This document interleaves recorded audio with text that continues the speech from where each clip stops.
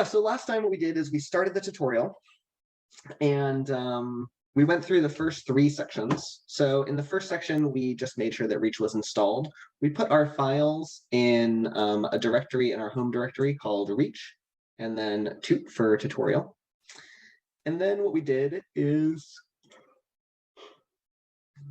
we filled in the basics of our first Reach program in a file called index.rsh. And then we write another file called index.mjs, which is where we write our front end in JavaScript. And then from there, we started like the basics of our program, which is an implementation of rock, paper, scissors. And we talked about how we chose rock, paper, scissors because it's a really simple domain that we don't have to learn about complicated ideas like, market making and funds and things like that. So we can focus on just the core ideas of dApp programming. And where we ended up with, let's switch over to this other window. So over here on the left, I've got my terminal window without my editor in it. The editor that I use is NeoVim, which is like an editor for the terminal. You don't need to use that if you're not an old person like me. You can just use VS Code. There's a VS Code extension. But anyways, what we did is we made it so that the individual participants of our game provide functions that allow us to get the hand that they have. I see someone like raising their hand. Don't feel like you need to like explicitly raise your hand on the Zoom. You can just unmute yourself and ask a question. Similarly, you can type a question into the into either the Zoom chat or into the Discord chat. Either one of those is fine with me. Anyways, yeah. So we can get the hand that the player is going to play. We can see the outcome of the entire game. And our game involves 2 players who we name Alice and Bob, which are sort of like prototypical names that you use when you're describing protocols. Think of them as like white and black in chess. They're not particular people. It's not saying that you can only play this game if you're named Alice. It just says we're going to call whoever plays the first step, we're going to call her Alice. And the way that the game works is that Alice originally chooses what hand she's going to play, and then she publishes that to the entire consensus network. And then the consensus network can check to make sure that it's a valid publication. In this case, there is nothing to check, so we just commit. And then Bob does the same thing, and then he publishes his hand, and then we compute who won the game, and then we end by displaying the winner of the game to both sides. So that's where we ended up last time. Now, what we're going to do this time is we're going to make it so the players of the game actually transact value. And so if we look at our JavaScript front end, in our JavaScript front end, we initialize the standard library. We make it so that each account starts off with 10 units of currency, so 10 algos, let's say. And then we have it so that Alice deploys the program, Bob attaches to the program, and then once we do that, then we actually run the Alice thread and the Bob thread, which provide these functions, getHand and seeOutcome. Now, what we're going to do is we're going to make it so that there's actually a wager involved. And so to make it so there's actually a wager involved, we're going to change our program so that we remember what people's balances are. So we're going to write a function that's called format. And what format is going to do is it's going to format a currency amount to 4 decimals. We'll write a function called getBalance, which will be an asynchronous function that will format after awaiting for the balance of the particular participant. And then what we can do is we can get how much money Alice has before the game starts. And we can get how much Bob has before the game starts. And then similarly, what we can do is we make it so that at the end of the game, we also get how much they have afterwards. And we can print out a nice message that says that Alice went from, and we'll say before Alice to after Alice. And then we'll have the same thing for Bob. So we'll say Bob went from before Bob to after Bob.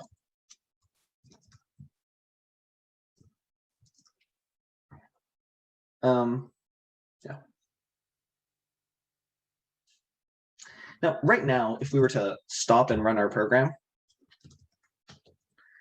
it's not really interesting because so it went from 10 to 9.99999 because we're not actually making a wager. And the reason that there's a very small amount taken away is because pretty much all consensus networks, they operate by charging you for your ability to run the program. So on Ethereum, there's this concept of gas. On Algorand, you pay fees. Pretty much every consensus network has something like this. Okay, so we'll make it a little bit more interesting, though, by making it so that Alice is going to choose a wager amount to provide when she plays the game. So what she'll do is she'll say that there's a wager, and we'll just make it so that she wagers half her balance, which is 10. And then similarly, we'll make it so that Bob knows about the wagers. And what he'll do is he will have a function that's called accept wager. And this will get to see the wager. And then we can, let's print it out. We'll say Bob accepts the wager of, and then we'll say format the wager. And then he'll return true. Okay, so Alice is going to say, I want to bet 5. Bob is going to accept it. If we wanted to, we could make this a little bit more elaborate where we could have it like, ask the user, like pop up a window, you know what I mean? If you were to really be writing a GUI, then you would do something like that. But we're just writing a test program, so we want to see what's happening. Okay, so when we've done this, though, simply adding those things to the interaction objects that get sent to Reach doesn't matter because Reach doesn't know about them. It doesn't know that they should be involved. So we'll go back up here and we'll say that Alice, in addition to being a player, also has a wager, which is a uint. And Bob, in addition to being a player, also has a function called accept wager that takes in a number and returns a Boolean. Actually, it doesn't really matter that it returns a Boolean because we're just going to make it so that it that the program that Bob just never sends, never accepts it. So what we could do is we could just make it so that the function just never returns if Bob doesn't want to be involved in the program, and then the program will just end. Okay, so we did that. Now what we need to do is we need to make it so that these are actually used. So in addition to displaying and declassifying her hand, she's also going to grab her wager and declassify it and publish that. Now here's kind of the next exciting thing that Reach does, or that you can do in your contract. When you publish a value, you can also include in that a payment to the consensus network. And so we'll say that we'll also pay the wager amount. Now this means, it doesn't mean that we're paying the money to Bob. It doesn't mean that we're promising to pay the money in the future. It means that right now, this instant, we are transferring the money to the DApp. And now the DApp is going to be in charge of managing that money. The DApp now owns it. On the other end, we're going to make it so that before Bob picks his hand, he's going to get to see the wager. And if he doesn't like the wager, then he won't return from this function, so he won't continue. Now notice that Bob can look at wager. And the reason he can look at wager is because it was just published. When you publish something, you truly share it with the entire universe. And so since you're sharing with everybody, that means that all the other participants in the program just immediately know it. And so he then can publish his wager, he can publish his hand, and he can pay into the contract with his wager. Okay. So now we're actually publishing the wagers, and we can go run our program now. Unfortunately, when we ran our program, there was an error. It says that on line 66, which is right here, this exit, it says on line 66, there was supposed to be a balance of 0, but actually the balance was Alice's wager plus Alice's wager. So it says, theorem formalization was assert that 0 equals Alice's wager plus Alice's wager. And Alice's wager could have been 1, and 1 plus 1 isn't 0. Now, one of the things that Reach does every single time you compile your program is it guarantees that no assets are forgotten about and locked inside of the contract forever. Because remember, what Alice does right here when she says pay wager, she transfers her money to the contract, and now the contract is in control. When Bob pays right here, he transfers it to the contract, and now the contract is in control.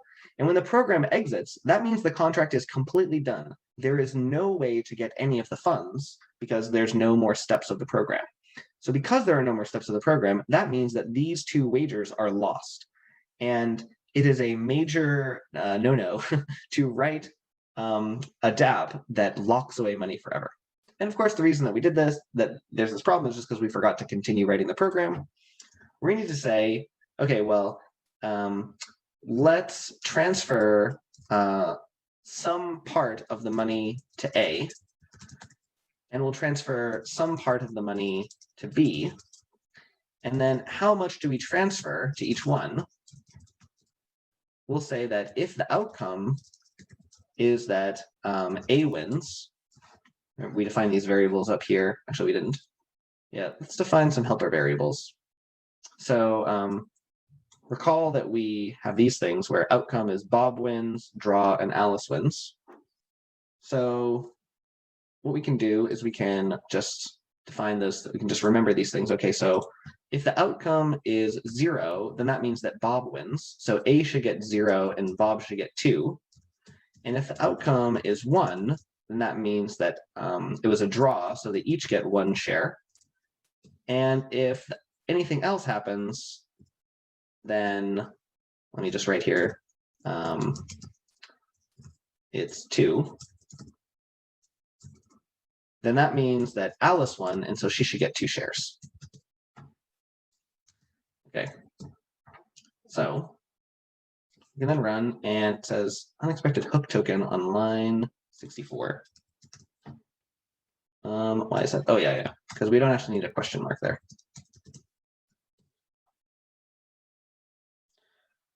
Okay, so it just compiled, now it ran, and we see that it worked. Alice played rock, Bob accepted the wager of 5, Bob played scissors.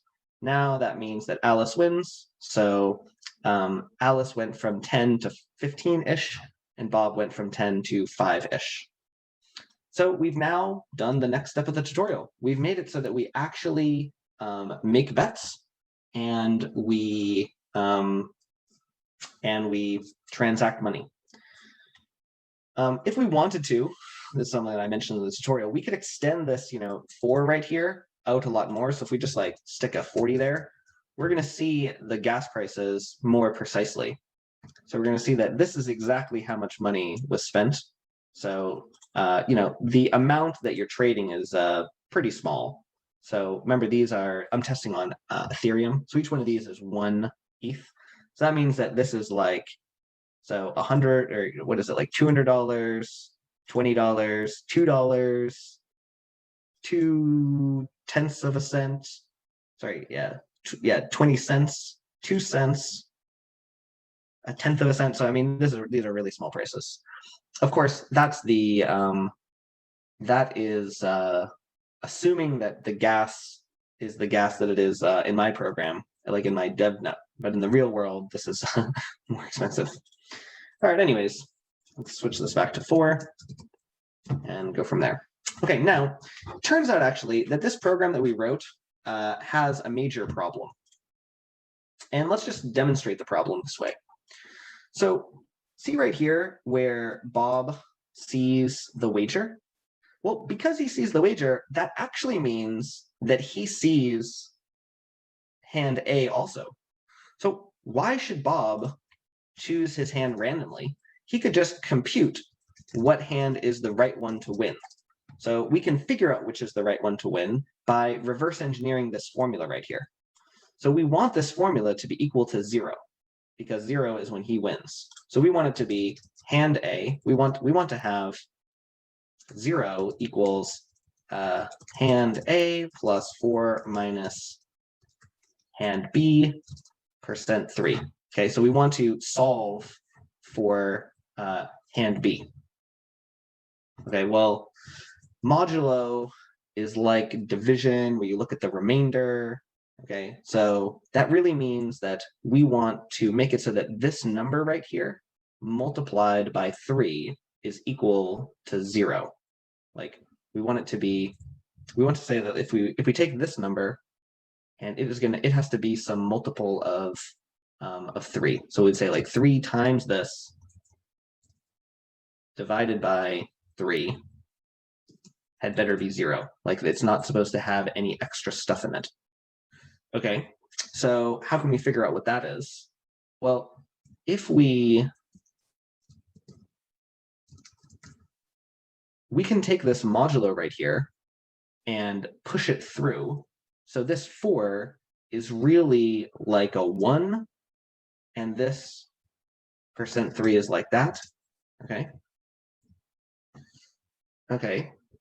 So then what we want to do is, like, for rock, we want to choose paper. For paper, we want to choose scissors. For scissors, we want to choose rock. So really all that means is that we want to take hand A plus 1 and then modulo 3 it. And that is going to mean that we are always going to win.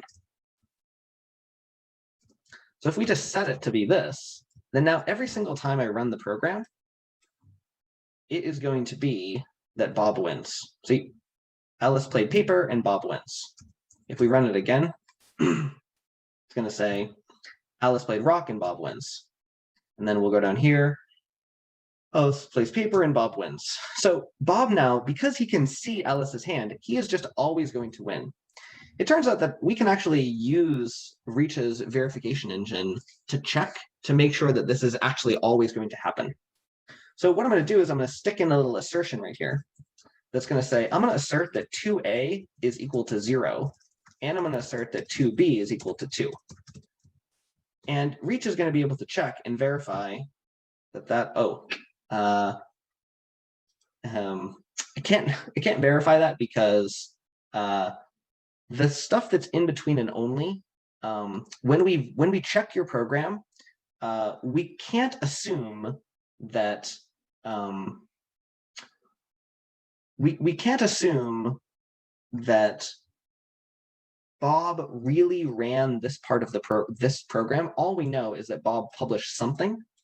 So if we wanted to prove this, we would have to have an additional require that says that hand B is equal to hand A plus 1% 3.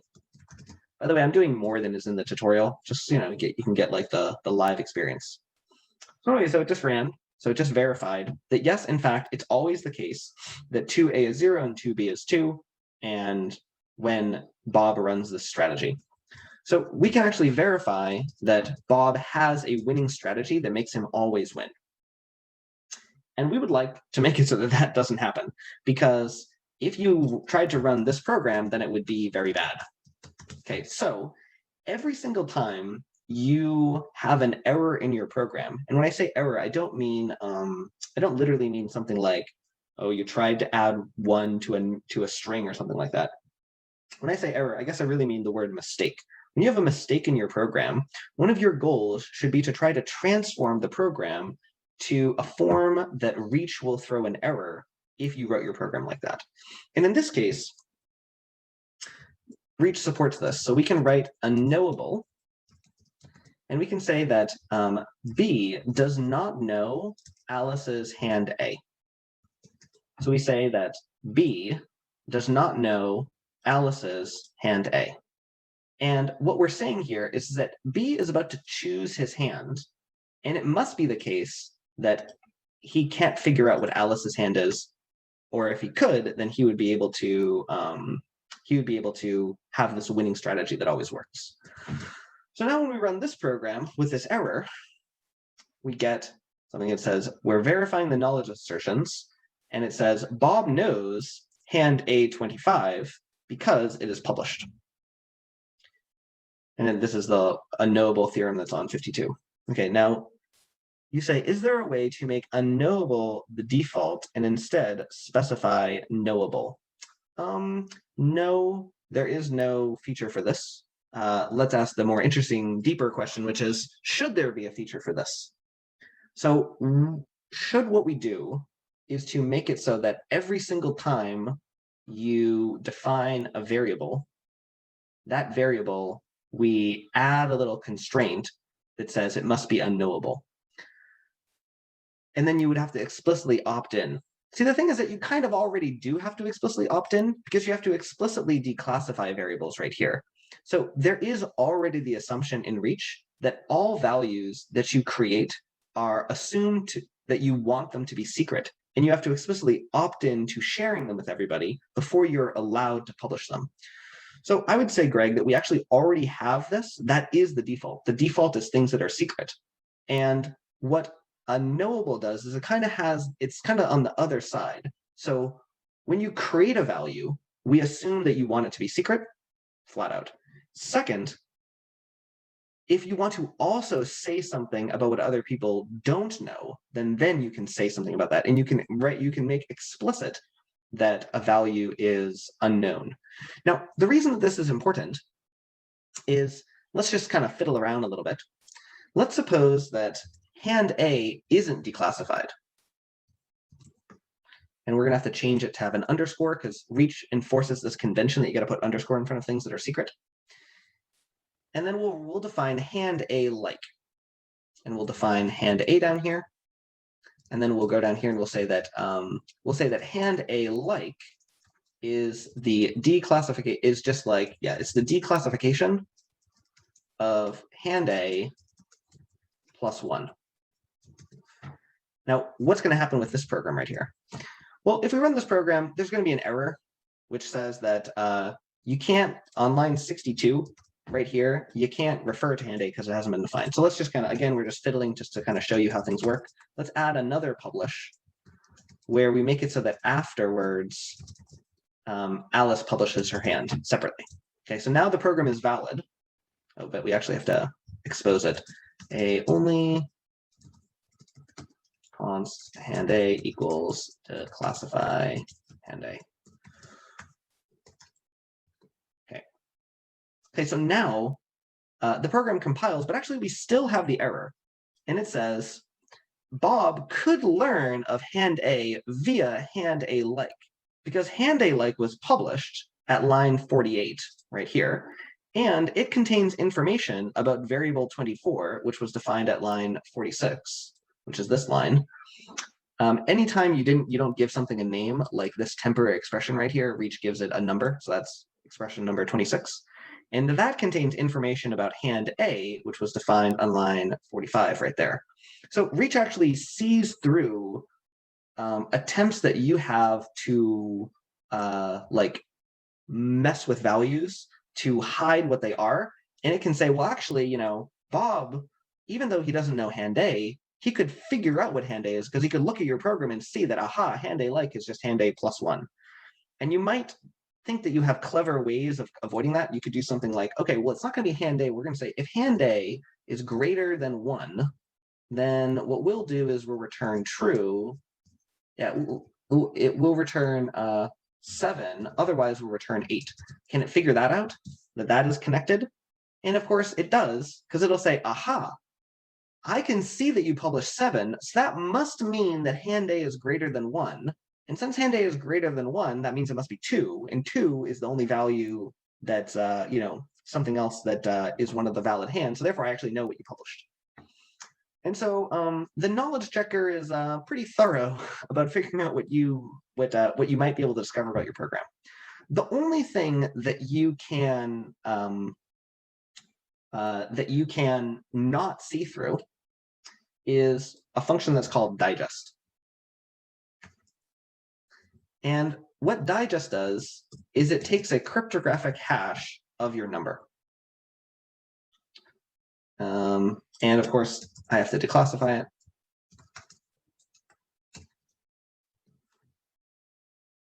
Okay, so now it does pass my program. However, now there's kind of another problem, which is that I've now sufficiently hidden my number, but although I hid my number, what if I just make it so that hand A is actually itself just equal to, I could just make it so that when I finally get around to publishing hand A, I don't publish the real hand A, but I fake it, and instead I publish hand B +1, which makes it so that Alice would then win. So this is going to make it so that now Alice is the one who always wins. So see, it says Alice wins. We can run it again, and we can see that it says Alice wins. See, the problem is that I didn't actually enforce that the hand A that gets published is the same one from up here that I published as hand A like. And so I could actually enforce that. And this is why we have requirements, which are constraints on what is allowed to be published. We could say that hand A like had better be equal to the digest of hand A. Now when I run the program, it's going to refuse to compile because it says, you told me that there had better be this theorem that the digest of hand A like has to be equal to the digest of hand A, but hand A is hand B +1, and those aren't necessarily the same thing. So now what this means is that this program is invalid because Alice is lying. But if I change it to be the valid version, then it's okay. Now it works. Now, there's one little nitpick here. And this one little nitpick is that it turns out that actually digests don't do everything that we want. And this requires a little bit of cryptography discussion. So essentially the way that a digest works is it takes your program and it runs it through a hashing algorithm. Let's actually look at a little example. So there's a hashing algorithm that's called SHA-256. This is a common one that's used. So if I run SHA-256 on rock, then I get B33 whatever. And if I run it on paper, then I get 432 whatever. And if I run it on scissors, then I get that. Now, if I were to show this to my mother-in-law, she doesn't know that that's paper. However, you know that the options are rock, paper, and scissors. And because you know that the options are rock, paper, and scissors, you could look at this number and say, aha, they did paper. So what that means is that simply digesting is not enough to make your thing secure. Instead, what you want to do is you want to use what is called a cryptographic commitment. So we write make commitment. And when we do make commitment, we're going to get back three things. And I've got to look at what order they come back in, because I forget.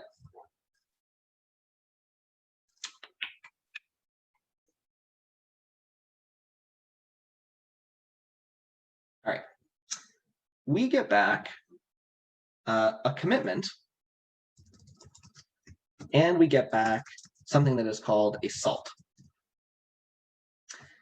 And a salt is an extra number that's random that gets included with the thing down here. So if we were to like simulate how this works, what we would do is we would do something like, so there's a way to get random numbers in Unix. It's called like head1 dev random. Is that what it is? And then we could base 64 this. Is that right? Okay, so every time we do this, we're going to get back a different random thing. Okay, so basically what we can do is we can get a random number plus the thing that you want to send, and then that's the thing that we can hash, that you can digest. So we'll then declassify the commitment, declassify commit A, and we'll say down here, commit A. And now we want to say that not only does Alice not know the hand A, but she also doesn't, but Bob also doesn't know the salt A. And then when we come down here, what we do is we actually declassify the hand and the salt.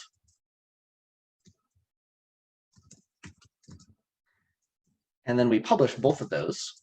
And then now at this point, what we do is we check to make sure that the commitment, and then there's a function for this called check commitment, where we check that the commit A is the same thing as the salt A and the hand A. I think that's right. Go back to run. Let's run. Okay, and we get an error which says that invalid function application expected 2 arguments, got 1 on line 56. Because make commitment, as I just mentioned, it has to be able to generate random numbers. And reach takes no responsibility for generating random numbers. It relies on you, the user, to provide random numbers. And you, the user, are represented by the interact function. So what we'll do is we'll make it so that players also conclude what's called has random. Has random means that this interaction interface can generate random numbers. The reason why we don't generate them is because you might have some way that you believe is more secure for how to get random numbers. And we don't want to make a decision for all reach programs how they should generate random numbers, because people have different opinions about how it should be done. Yeah. Okay. So now when we run it, there's another error, of course, which is that these types are mismatched null versus bool 68, which is right here. Oh yeah, we don't have to require, we just write check commitment. The require is inside of it. All right, now we're almost done, which is that I put the arguments in the wrong order. You're supposed to put the salt first, I guess.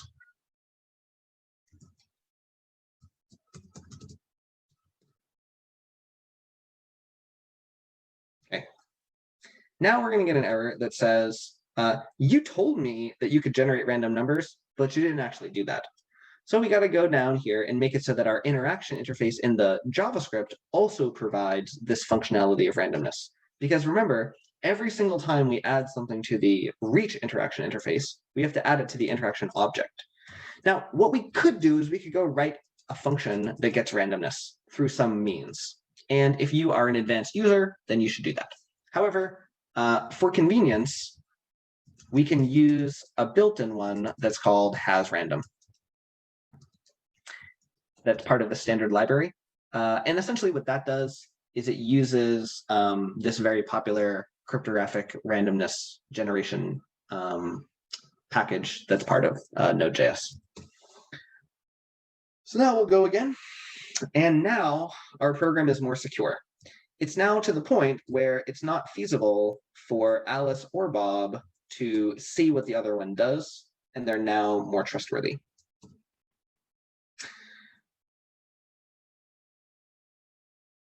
See you later, Michael. Now, in the tutorial, there's just kind of one more thing that we did, which is that this array right here, where we name things, is very convenient. So we can actually add that to our program too. And there's kind of a convenient way to do that, because we can use this helper function that's called make enum, which creates a labeled set of numbers. And we'll have one for hands and then one for outcomes. So we'll have B wins, a draw, and then A wins. Make enum 3. And then another thing that we can do, so down here we can use those names. So we can say if B wins, if there's a draw, and then we'll say A wins. And the other thing that can be nice to do is we can abstract this right here into a function where we'll call winner hand A, hand B. And then we'll go up here and we'll define that as a separate function.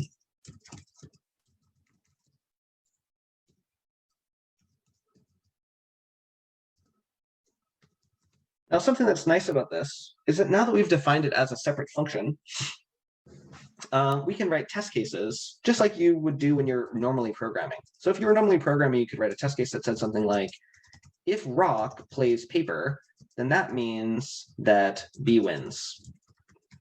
And if paper plays rock, then that means that A wins.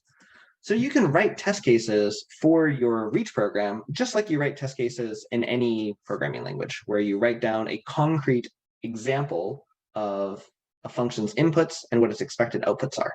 And you can wrap that in an assertion. And when we compile the program, it's going to check that all those are true. If we made a mistake in our test cases, like maybe we erroneously thought that paper versus rock should result in a draw. So if we make a mistake in one of our test cases, it's going to say, actually, that's wrong because that's false. And so on line 11, this is really false. That's not what it actually is.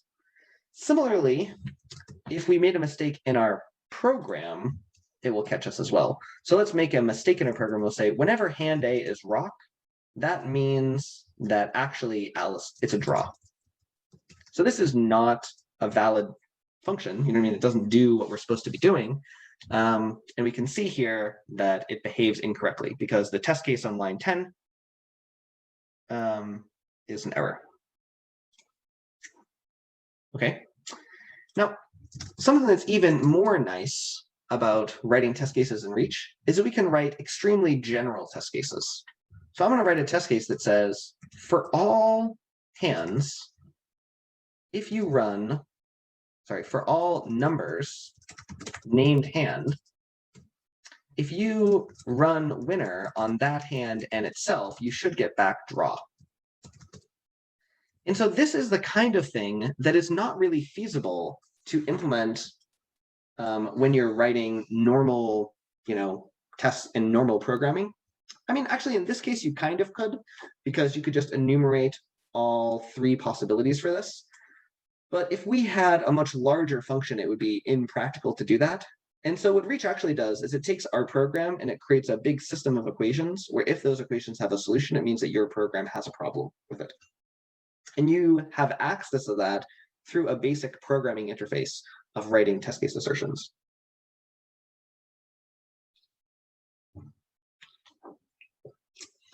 Okay, so I think that's all there is to say about this tutorial section. Let's skip my first break and we'll go to, okay, we did bets and wagers, now we'll do timeouts. Okay, continuing with the theme of what could go wrong, here's something that we could do. What happens if Bob decides that he doesn't want to accept the wager, where he never returns from this function? How could we make that happen? Well, we can make this happen by doing something like this. We could say, how do we do this? We would say async, and then we could do something like timer, I think is what it's called. MDNJS timer. Console.time, no, that's not what it is. Set timeout. Node.js sleep. Atomics await. Okay, I know a way that we could do it in a silly way. We could make a promise. We could say that there's a promise P, which is a new promise, that has this resolve function, but it just never resolves. And then what we'll do is we'll await P. And so now this program right here is never going to finish. So Bob is never going to actually accept the wager. So if we run this, it's just going to sit here. It's going to say Alice played rock, and now Bob has went off to nowhere land. He's not doing anything. Now, the problem with this is that in the real world, things like this can happen, right? Because in the real world, Bob might not accept the wager. And of course, there's not a specific Bob. It just means that someone comes in and no one picks up your game. So it's like you're standing there at the corner waiting for a bus to pick you up and then no one ever comes. Okay, so something like that can happen. And that means that this money that Alice has transferred into the contract is just gone. She doesn't have access to it anymore because the only way that she could get it is if Bob continues the program right here. So this is called non-participation. Non-participation is when one side just refuses to continue the game. Now, in the real world, this can, of course, happen, right? Like, you can try to make a deal with somebody and they just stop answering your phone calls. You're going to be ghosted when you're in the middle of a bet or something like that. Now, the thing is that for situations like what dApps are for in the real world, typically we use a trusted middleman. And that trusted middleman, has rules for when you can get out of, a deal when there's no other side to it. So since our program, our dApp, is an automated version of the exact same scenario that would happen in the real world, we, of course, want to implement that. We want to make it so that the same kinds of things that happen in the real world happen in our program. And so what that means is that we want to make it so that Alice can get her money back if Bob doesn't continue. And the way that we do this is with a timeout. So we'll have a timeout. And how timeouts work is we write down a number, and I'm just going to call it delay. And then we write down an alternative thing that can happen. And the alternative thing that can happen will be right here. And the alternative thing that can happen is that Alice could come in, and then we could transfer all of the money to Alice. And then we could exit the program.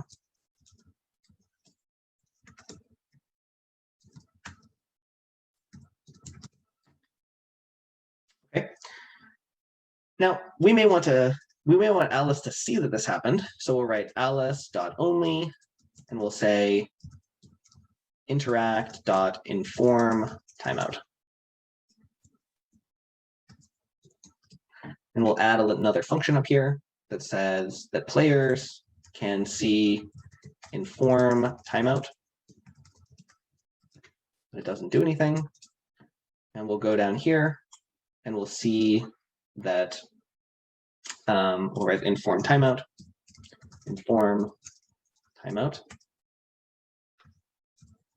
It'll say console.log who sees a timeout and gets the money.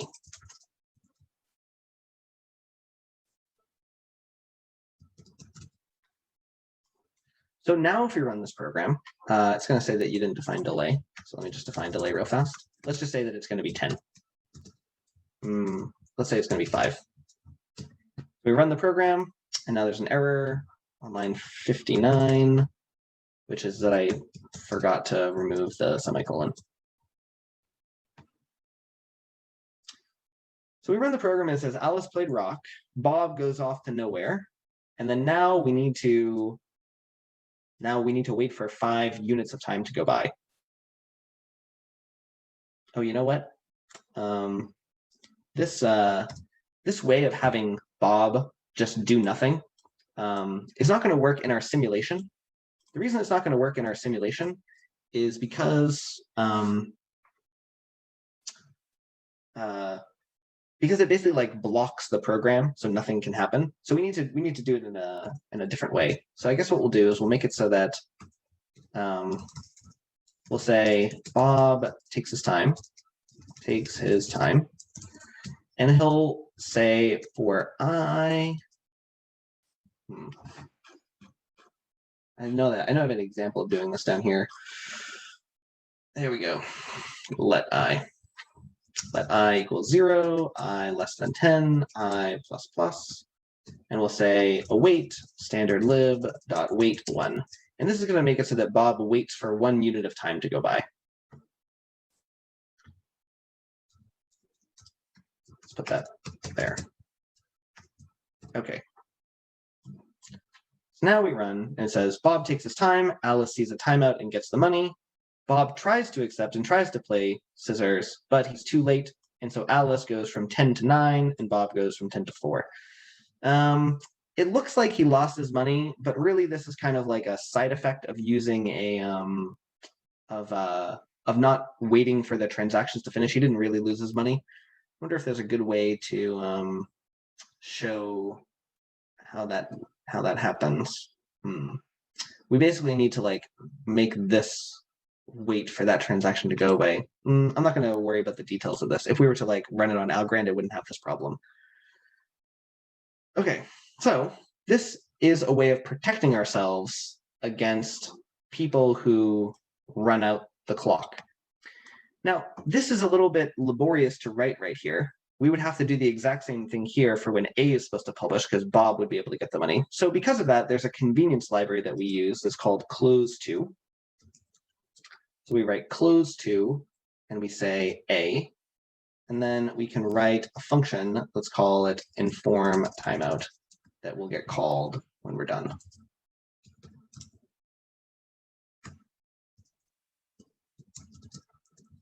And what do we got here? Invalid participant timeout should be an arrow, got something else. Okay, so we're supposed to write arrow, arrow that.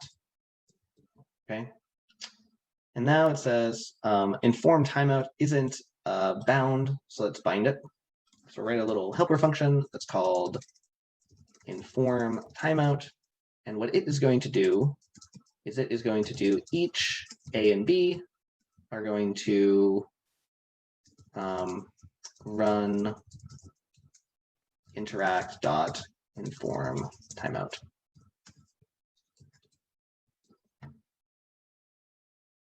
Okay, so now we'll see the same thing as before. Alice sees the timeout and gets the money. I guess we should change it so it doesn't say and gets the money. We just say that C is a timeout. C is a timeout. And then we can now use this pattern right here in the other publishes. So if Alice refuses to publish this message, then Bob can come and get the money. And now we're protected against each player refusing to do what they're supposed to do. And so because of that, I'm going to now comment this code out. So we'll say if false, and that way we don't have to deal with this every time we test because we've just demonstrated the problem. If you want, what you could do is you can make it so it happens randomly. That's what I do in the tutorial.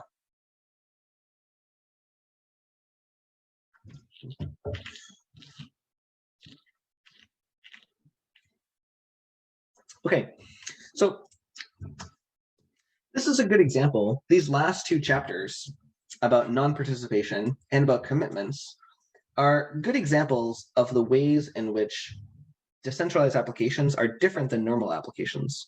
Because in decentralized applications, you always have to be concerned about who knows what and when do they know it, and about what happens when people refuse to play the game. All of those things are relevant problems for writing dApps. All right, now we'll move on to the last part of the tutorial for tonight, which is called play and play again. Now, what we're going to do here is we're going to change our program so that draws are no longer possible. And if draws are no longer possible, then that means that we're going to have to just keep playing the game until somebody wins. So let's gradually write this program. So what I'm going to do is I'm going to add to the program something right here that says I'm going to assert that the outcome is not equal to draw. And then I'm just going to delete the draw case in our program. So it is either B wins or A wins.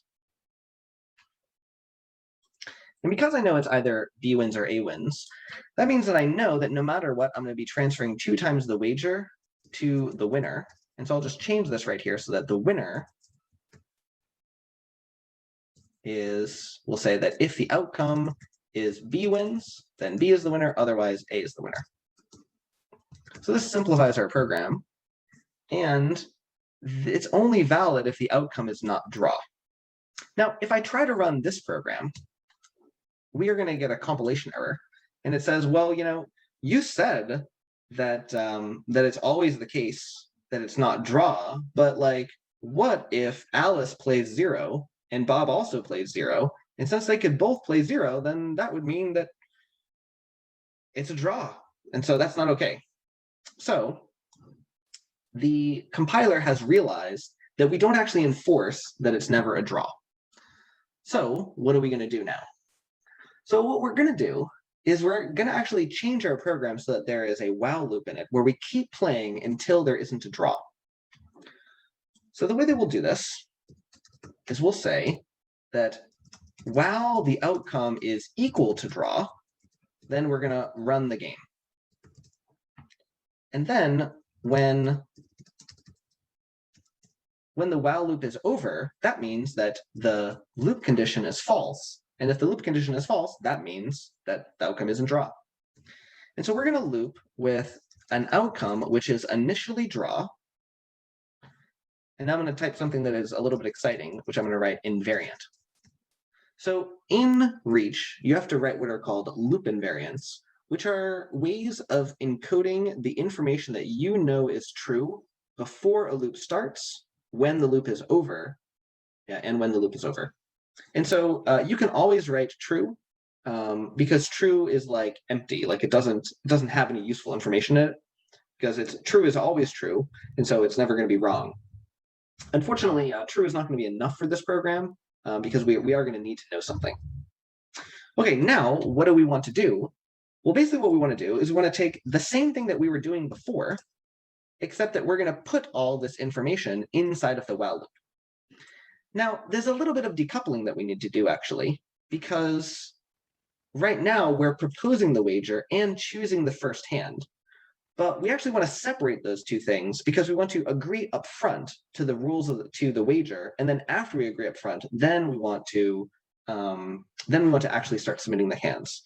So what I'm going to do is I'm going to split what Alice does into two functions, into two parts. One where she computes her wager, and another where she computes her commitment. A publish commit A.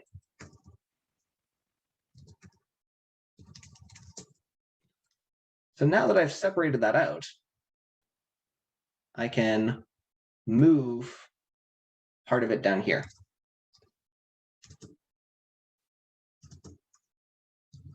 Okay, so now I've made it so that Alice makes her wager, and then she separately makes her hand.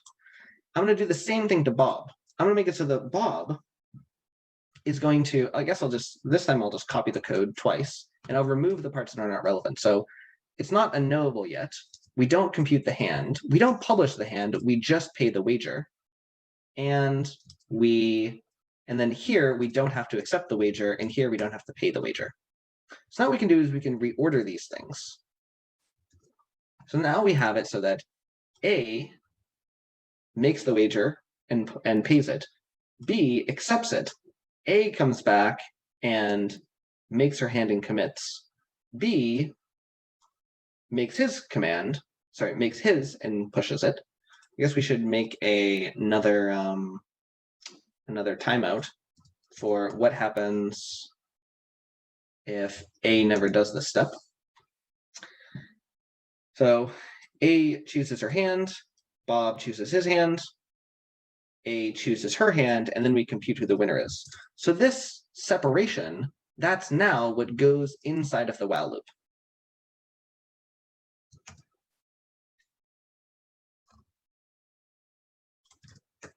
And at the end, we no longer define the variable outcome. Instead, we set the variable outcome and then continue the loop.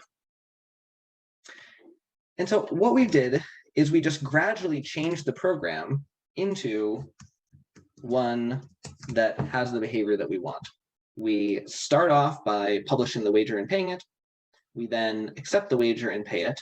Then we enter the while loop, where Alice proposes one hand, Bob matches that hand, Alice reveals the hand, and then what we do is we check the outcomes. Now this program is not quite right, and if we run it, we'll see some errors, and I'll just show you what the errors are. So the first one is that I made a dumb mistake, which is that I forgot to get rid of this semicolon again.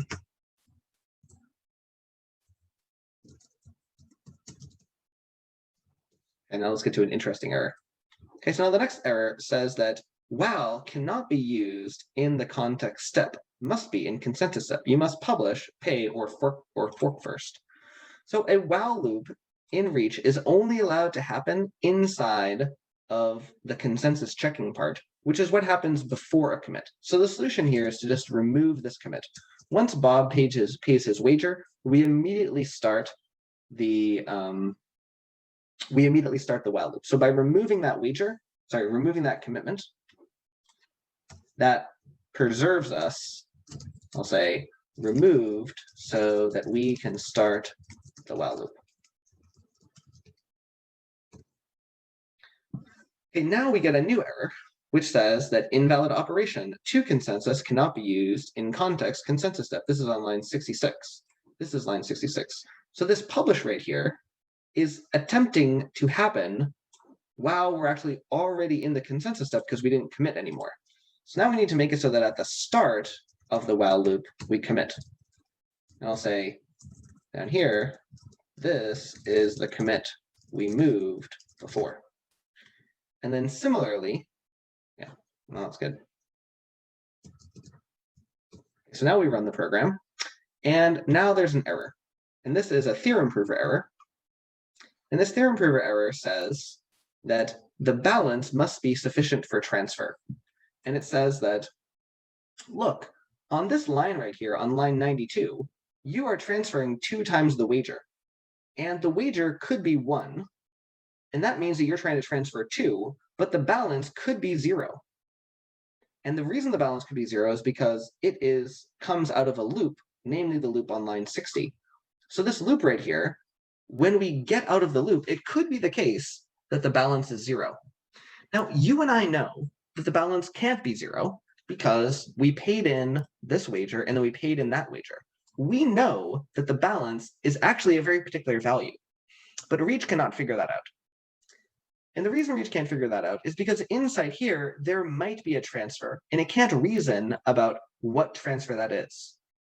And so what we need to do is we need to tell it by adding that to the invariant. So we're going to add an invariant that says the balance had better be equal to 2 times the wager. So by saying that the balance is equal to 2 times the wager, now the program runs. And we'll see that whenever there's a draw, and there's not a lot of draws. Can we? That was a draw. They both played paper. Let's try a little trick to make it so that it's more likely that there's going to be a draw. I'm going to say that we're going to do math random. And if math random is less than 0.5, then we're going to choose rock. Otherwise, we're going to choose a random number. So this is going to make it so that half of the time we choose rock. That's going to make it so that it's more likely that we choose rock. Let's make it even more. Let's make it so that 75% of the time we choose rock.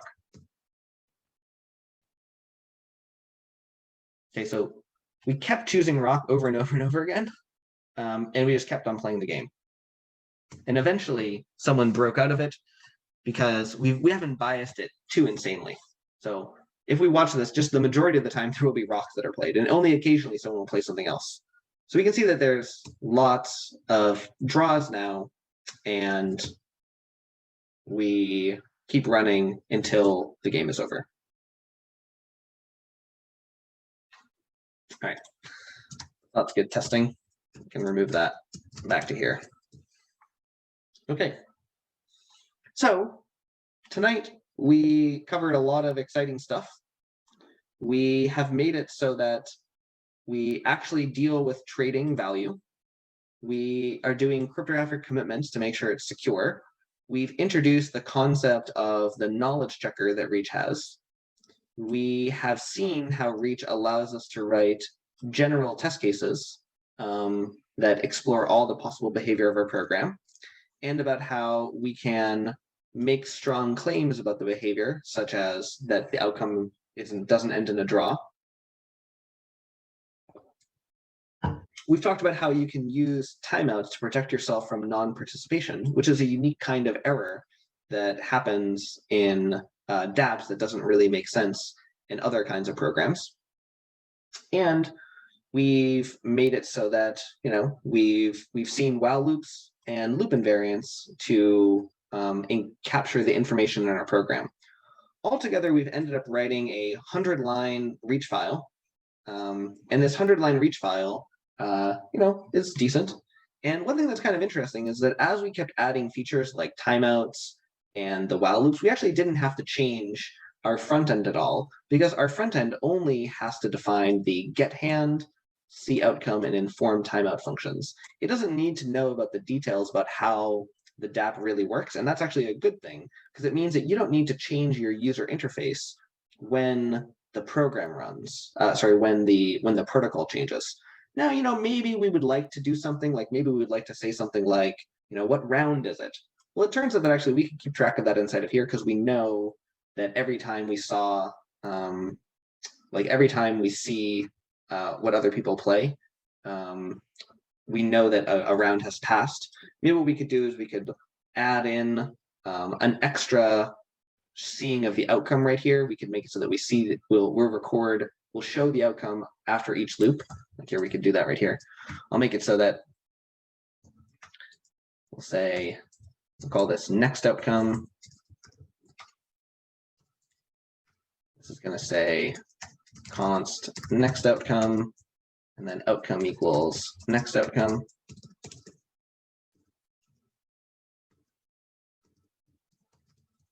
Now, if we compile the program, we'll see that that was an Alice wins. Let's try to run again and see a draw. There's an Alice wins. There we go. So they both saw a draw, and then we saw a win. If we wanted, you could add more information to this, but actually it turns out that if you know what the outcome is, and you know what you played, you can figure out what the other person did, because if it was a draw, you know that they played what you did. And if they won, then you know that they played one more than you. And if you won, you know that you played one more than them. So you can, just from the end result of the game, you can know what they did. If we were to do like rock, scissors, lizard, Spock, you would need more information to know what they did. But with normal rock, paper, scissors, you don't actually need to know what they did, because you can figure it out. Okay, so where do we go from here? I mean, at this point, we've essentially finished the DApp part of the tutorial. From this point on in the tutorial, we go in two different directions. Well, we kind of go in one direction in a few different ways. What we do is we ask the question like, okay, we've written test programs, but these test programs, they're nice for checking to make sure that things are working, but nobody is launching companies with programs like this. This is not why people like dApps, so they can run these simple test programs. They want to build real user interfaces. And so what we do is we walk through building a user interface next. So we build a terminal user interface, we build a web user interface, and then I show you how to build another user interface using Python to demonstrate how you can build reach programs that don't use JavaScript on their front end. I do want to show you briefly, this 100-line reach program, like what did this turn into inside of, the Solidity world or the Teal world? So if we go and look at the output,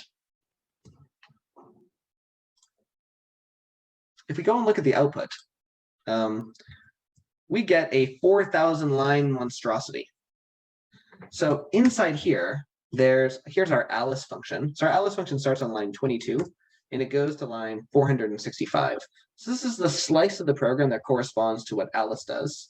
And Bob is a similar size. He goes from 466 to 862. And then if we were to look at the Algorand code, we can see here the Teal program.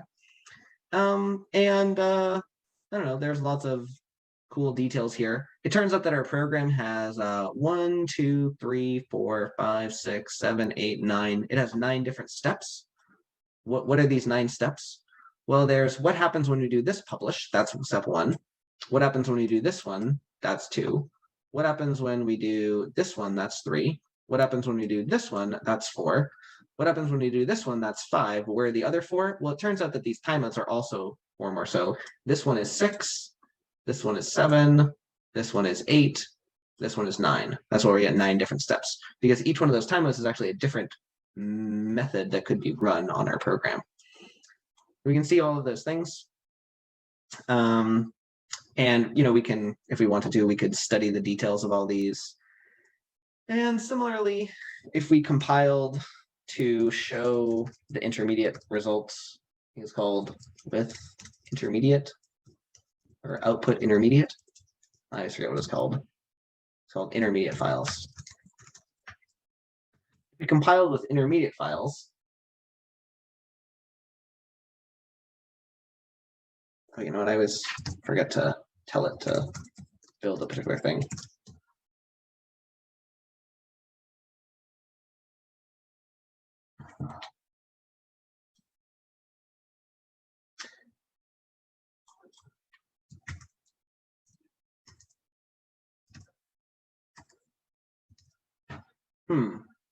There we go. Okay, so like this is the Solidity program that gets generated. It's not too horrible. 400 lines of code. And we can see here that there's each one of those 9 steps that I mentioned before. Plus in Solidity, there's actually a few more steps for each stage of the while loop. So we can see something like this line right here. This is the this is this while loop right here, because it says if the outcome is a draw. Well, what does it mean for the outcome to be a draw? Well, draw is 1. So if variable 48 is 1, then this is the code that is going to actually get run. And so if it was a draw, we go to the inside of the for loop. And if it wasn't a draw, then we do the other side, which is below the line right here, where we go and jump to code L5. And if we look at L5, we choose who is going to receive it, and we transfer all the money to them, and then we quit the program. So anyway, so we can see the way that our simple 100-line reach program got turned into a smorgasbord of exciting Solidity in teal that runs fast. And I guess one thing I realized is that this whole time I've only been showing you the tests on Theorem, but I guess I should make it so that we also show what it's like on Algorand. So let me just make it so it's less likely that there's going to be a timeout again. I mean a draw. Okay, so there, and then we'll say reach connector mode is algo, and we're on reach run. Now it's starting up the Algorand DevNet.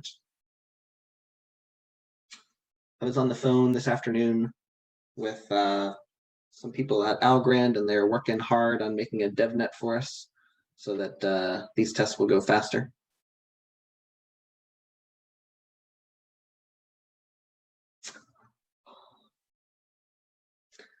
After we watch this, we're going to be done. So I didn't really see any questions tonight other than Greg's question in the middle. So if anyone else has questions, now is a great time to ask them.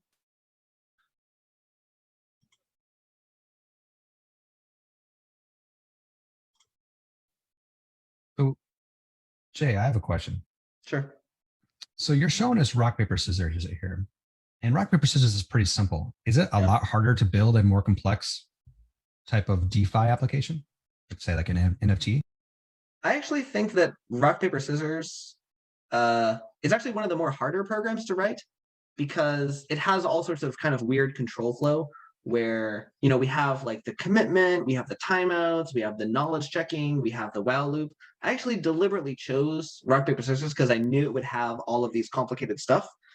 But I think in practice, like the kinds of DeFi programs that people are excited about, they actually tend to be simpler than rock, paper, scissors, although maybe a little bit more complicated to explain what they're for. So for example, so there we go, I just did it. So like a program that I like is an atomic swap program. So here is a reach program that does an atomic swap between two tokens. So this would be like if me, Jay, wants to trade 1 USD for 1 Bitcoin. By the way, I'm willing to do this if anybody wants to take me up on that deal. And so what I would do is the first participant, Alice, they say that they would like to propose a swap between the token USDC, and the amount is 1. And then the other token is a wrapped Bitcoin, and then that should be 1. And then we say how long they're willing to do this for. And then they publish this information, and they pay into the contract their 1 USDC. And then what Bob does is he comes along and he looks at this. He says accept swap, where he sees the terms, and he can say, all right, I'm ready to go. And he pays in his 1 Bitcoin. And then if he pays in his 1 Bitcoin, we transfer the Bitcoin to me, and we transfer the USDC to him. And if he doesn't come along in time, then I just come and I get my money back. So this right here is a simple atomic swap program. It's also, you might think of it as like a sell order, where Alice is publishing a sell order where she's escrowing her money. And, this program is 30 lines. It has no real control flow at all. It just kind of is it just sits there. Another program, like you mentioned, the NFT program. But wait, Jay, sure, yeah. This feels has more potential than just that. Like, isn't this really like an exchange? Yeah. So, I mean, the thing is that when we say exchange, we typically are talking about like a network of a whole bunch of different contracts that are all working together, and like client code that's observing them. So for instance, like you could take this program and launch 50 of them for all the different sell orders that you want. And then someone else, what we can do is we can write a program that goes off and finds them all and presents, here are all the cells that you might like to be engaged in. And similarly, what we could do is we could look for arbitrage opportunities automatically. We could like see people where, you want this and you want this, and I can actually provide both of those and take the difference between them, and we can search for that. So basically each one of these would be like a row in a DEX. Gotcha. That's neat. Yeah. And then, as mentioned, you said like an NFT. So I have like a little example NFT program. I call it NFT dumb because it's kind of dumb. Not because NFTs are dumb. Yeah, exactly. NFTs are cool. Okay, so with this, the reason that this is dumb is because, it just manages who owns something. So in this program, a creator creates an NFT that has like a given ID. Think of ID as like the metadata, you know what I mean? It's some encoding of what it is. And then there's a class of owners. This is something that we haven't talked about in the tutorial, where there can be in Reach programs a concept of a participant class. So this would be like, if you were to talk about an auction, then there's one auctioneer, but there are many bidders. So when you're describing a situation like that, that's what that participant class is for. And so they can propose a new owner of the asset, and they can see who the current owner is. And then also an NFT is an example of a program where while the Reach program is running, you often want to be able to observe from outside what's happening in it. And so that's what this sort of view is for in Reach. Okay, so anyways, so how it works is the creator publishes the identifier, and then they are the initial owner. And we make it so that the view displays who the owner is by saying, if we go look at the view, its owner field is the variable owner in the program. And then it's just a while loop that just runs forever. And every owner gets to see who the current owner is. If they are the current owner, then they can propose a new owner who they publish. They say, here's the new owner. And then what we do is we just assign that, okay, that's the new owner. And this comment just says, you could do an auction if you wanted. And then we end the program, so it's 53 lines. So this right here is an NFT. And like if you wanted to actually implement that auction thing, open up another example program. So this is the exact same program. It's just that now there's also an auction where the owner, what they can do is they can say, I would like to propose an auction.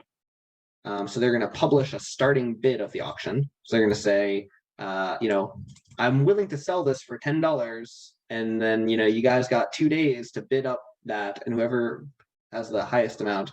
And again, this it's going to introduce another complicated thing that we haven't talked about, which is called a parallel reduce, which is basically where you let all the members of a particular class do something and then come back and then you like collect all their answers. So in here, what we're doing is we're letting everybody propose a bid, and whoever is the current highest bid, they are the current winner, and the current price is what they bid. And then when we actually finish the bidding race, when we're out of time, then we transfer the current price to the owner, and then we set the owner to be the new winner. And then we, keep going, because now the next player, the next owner, they can have an auction if they wanted to get rid of it. And it's a pretty small thing to modify this. I could copy this line right here, and then I can say, send 90% to the owner and send 10% to the creator, and then boom, now I've just implemented royalties. Royalties is like one line of code where you just have to keep track of who the original creator was. Awesome. So anyways, so as you guys get deeper in your Reach programming, you'll see more of all of this exciting stuff. But right now we're just focusing on the tutorial. And I guess we'll see you again next time.